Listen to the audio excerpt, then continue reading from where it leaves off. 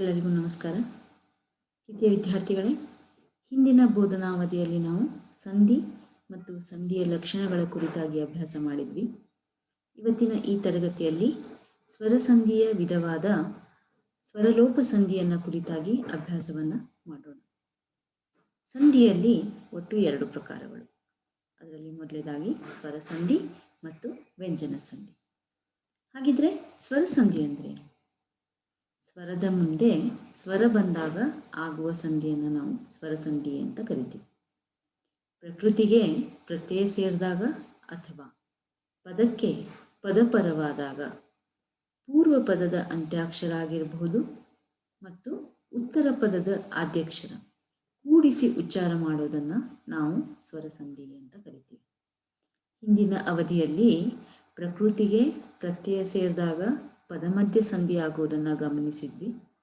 ಅದೇ ರೀತಿ ಪದಕ್ಕೆ ಪದಪರವಾದಾಗ ಪದಾಂತ್ಯ ಸಂಧಿ ಆಗೋದನ್ನು ಗಮನಿಸಿದ್ವಿ. ಹೀಗೆ ಸಂಧಿಯಾಗುವಾಗ ಪೂರ್ವ ಪದದ ಅಂತ್ಯಾಕ್ಷರ ಮತ್ತು ಉತ್ತರ ಪದದ ಆದ್ಯಕ್ಷರವನ್ನು ಕೂಡಿಸಿ ಉಚ್ಚಾರ ಮಾಡೋದನ್ನು ನಾವು ಸ್ವರಸಂಧಿ ಅಂತ ಕರಿತೀವಿ.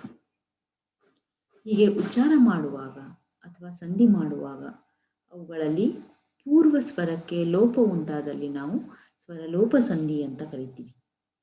ಅದೇ ರೀತಿಯಾಗಿ ಹೊಸ ಅಕ್ಷರ ಆಗಮವಾಗೋದನ್ನು ಆಗಮ ಸಂಧಿ ಅಂತ ಕರಿತೀವಿ. ಇನ್ನು ಒಂದಕ್ಷರಕ್ಕೆ ಪ್ರತಿಯಾಗಿ ಮತ್ತೊಂದು ಅಕ್ಷರ ಆದೇಶವಾಗಿ ಬರೋದನ್ನು ನಾವು ಆದೇಶ ಸಂಧಿ ಅಂತ ಕರಿತೀವಿ. ಹೀಗೆ ಸ್ವರಸಂಧಿಯಲ್ಲಿ ಲೋಪ ಸಂಧಿ, ಆಗಮ ಸಂಧಿ ಮತ್ತು ಆದೇಶ ಸಂಧಿ 3 ವಿಧಗಳಿದ್ದಾವೆ. ಅವುಗಳಲ್ಲಿ ಮೊದಲನೆಯ ವಿಧವಾದಂತಹ ಸ್ವರಲೋಪ ಸಂಧಿಯ ನಿಯಮಗಳನ್ನು ಕುರಿತಾಗಿ ನಾವು ಇವತ್ತು ಅಭ್ಯಾಸ ಮಾಡೋಣ. ಕೇಶಿರಾಜ ಈ ಸ್ವರಲೋಪ ಸಂಧಿಯ ನಿಯಮವನ್ನು ಕುರಿತಾಗಿ ಏನು ಹೇಳಿದ್ದಾನೆ ಅನ್ನೋದನ್ನು ನಾವು ಇಲ್ಲಿ ಗಮನಿಸಬಹುದು. ಸ್ವರಂ ಇದಿರೋಳ್ ಇರೆ ವಿಭಕ್ತಿ ಸ್ವರಕ್ಕೂ ಪ್ರಕೃತಿ ಸ್ವರಕ್ಕೂ ಅಕ್ಕೂ ಲೋಪಂ ವರ ಸಂಸ್ಕೃತ ಕರ್ನಾಟಕಂ ಎರಡರೊಳಂ ನಾಮರೂಢಿ ಅರಿಯದ ಪಕ್ಷಂ. ಅಂದರೆ ಪ್ರಕೃತಿ ಕನ್ನಡವೇ ಆಗಿರಲಿ, ಸಂಸ್ಕೃತವೇ ಆಗಿರಲಿ, ಸ್ವರಕ್ಕೆ ಸ್ವರಪರವಾದಾಗ ಲೋಪಸಂಧಿ ಆಗ್ತದೆ.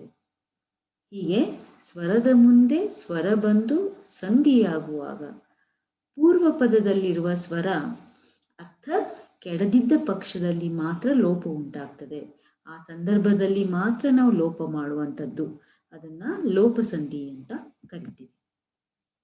ಉದಾಹರಣೆ ನೋಡೋದಾದ್ರೆ ಸಂಸ್ಕೃತದ ಪದವನ್ನು ಇಲ್ಲಿ ಮೊಟ್ಟ ಮೊದಲನೇದಾಗಿ ಗಮನಿಸೋಣ.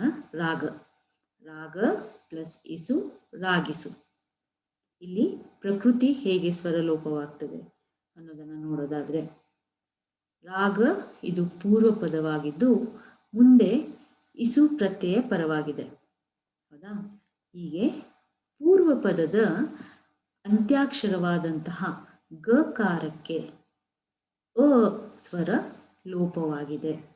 ಇದನ್ನ ನಾವು ಸ್ವರಲೋಪ ಸಂಧಿ ಅಂತ ಕರಿತೀವಿ. ಇನ್ನು ಎರಡನೇದಾಗಿ ವಿಭಕ್ತಿ ಸ್ವರಲೋಪಕ್ಕೆ ಉದಾಹರಣೆ ಈಶ್ವರನ ಪ್ಲಸ್ ಒಲವು ಈಶ್ವರನ ಒಲವು. ಈಶ್ವರ ಅನ್ನೋ ಸಂಸ್ಕೃತ ಪ್ರಕೃತಿಗೆ ಕನ್ನಡದ ಷಷ್ಠಿ ವಿಭಕ್ತಿ ಪ್ರತ್ಯಯವಾದಂತಹ ಅಕಾರ ಸೇರಿ ಈಶ್ವರನ ಅನ್ನೋ ಪೂರ್ವ ಪದ ಆಗಿದೆ. ಪರಪದದ ಆದಿಯಲ್ಲಿ ವ ಸ್ವರ ಇದೆ. ಹೀಗೆ ಸಂಧಿಯಾಗುವಾಗ ಪೂರ್ವ ಪದದ ಅಂತ್ಯಸ್ವರ ಲೋಪವಾಗಿ ಈಶ್ವರನೊಲವು ಅಂತ ಆಗಿದೆ. ಇದನ್ನು ನಾವು ವಿಭಕ್ತಿ ಸ್ವರಲೋಪ ಅಂತ ಕರಿತೀವಿ. ಇನ್ನು ಕನ್ನಡದ ಮಟ್ಟಿಗೆ ಹೇಳೋದಾದ್ರೆ ಪ್ರಕೃತಿಯ ಸ್ವರಲೋಪಕ್ಕೆ ಸುತ್ತು ಪ್ಲಸ್ ಓಲೆ ಸುತ್ತೋಲೆ.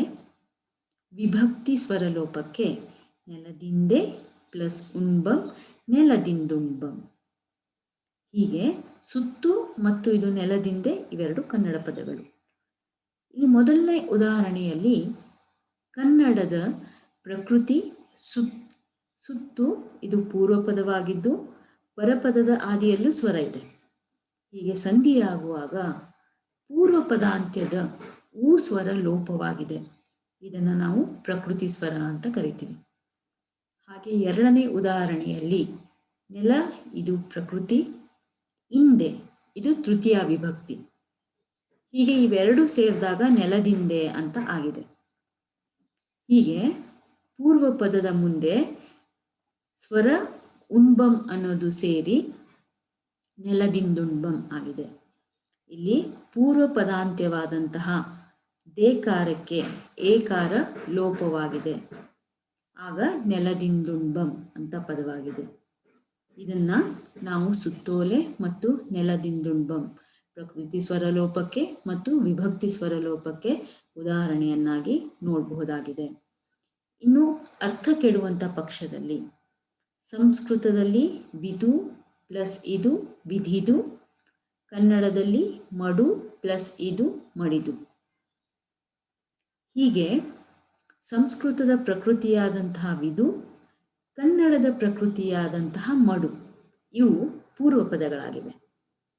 ಸ್ವರಲೋಪ ಸಂಧಿಯ ನಿಯಮದಂತೆ ನಾವು ಪೂರ್ವ ಪದಗಳ ಅಂತ್ಯಾಕ್ಷರವನ್ನ ಲೋಪವಾಗಿ ಸಂಧಿ ಮಾಡಿದ್ರೆ ಅದೇನಾಗ್ತದೆ, ವಿಧಿದು ಮಡಿದು ಅನ್ನೋ ಪದಗಳು ರೂಪುಗೊಳ್ತವೆ. ಇದರಿಂದ ಅರ್ಥ ವ್ಯತ್ಯಾಸ ಉಂಟಾಗ್ತದೆ. ಹೀಗೆ ಅರ್ಥ ವ್ಯತ್ಯಾಸ ಉಂಟಾಗುವಂಥ ಸಂದರ್ಭದಲ್ಲಿ ನಾವು ಲೋಪಸಂಧಿಯನ್ನ ಮಾಡಬಾರ್ದು. ಒಂದು ಯಕಾರಾಗಮ ಇಲ್ವೇ ವಕಾರಾಗಮ ಸಂಧಿಯನ್ನ ಮಾಡೋದ್ರಿಂದ ಅರ್ಥ ಪ್ರತೀತಿ ಕೆಡೋದಿಲ್ಲ ಅಂತ ಕೇಶಿರಾಜ ಹೇಳ್ತಾನೆ.